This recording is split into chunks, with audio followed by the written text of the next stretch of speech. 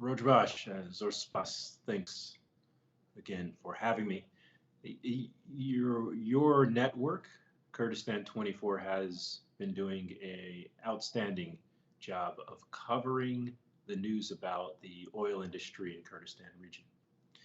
At APIKUR, we are hopeful that this meeting of Prime Minister al-Sudani and Prime Minister Biden will lead to strong statements between both leaders about the importance of resuming oil exports through the Iraq-Turkey pipeline. And we are feeling more optimistic because we have seen statements from senior Iraqi leaders and senior United States leaders prior to the meeting at the White House, where they are beginning to talk directly about the importance of resuming oil exports and the rights of international oil companies in Kurdistan region. At APIKUR, we have excellent relationships with members of the United States Congress.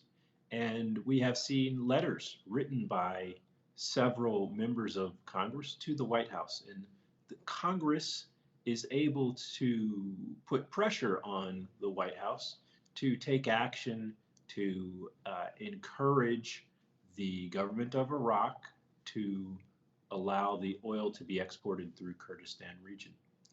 And our friends in Congress understand the importance in the partnership between the United States and Kurdistan region.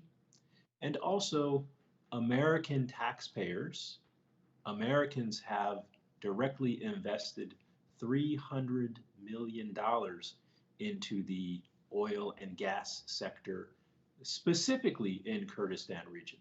And the United States has not made any similar investments in federal Iraq. Only Kurdistan region has received $300 million for the oil sector from the US Congress. Yes, there will be discussions between the Iraqi Ministry of Oil and Kurdistan Regional Government Ministry of Natural Resources and the international oil companies. And from those discussions, there will be some new agreement that leads to the resumption of oil exports. It is important to let your viewers know that APIKUR is a industry association. I represent 8 companies, but each of the 8 companies has their own individual contract with the KRG. So there we will get to the point where each company is signing new documents with MNR and the Iraqi Ministry of Oil. We will have a huge announcement when those agreements are done, but let's not get too excited. Let's keep it calm. We are focused right now on Prime Minister Sudani's visit to Washington, D.C. Well, of course, their security challenges continue in Iraq, and there are many areas where the United States and Iraq and Kurdistan must continue close coordination and continued advice for the anti-ISIS mission. From the perspective of oil companies and APIKUR, we see that a strong economy will create more security, because nations that are strong and have good government where the rights of all people are respected, those nations tend to have more peace and prosperity for all the citizens of those nations. And the oil industry is how Iraq makes its money.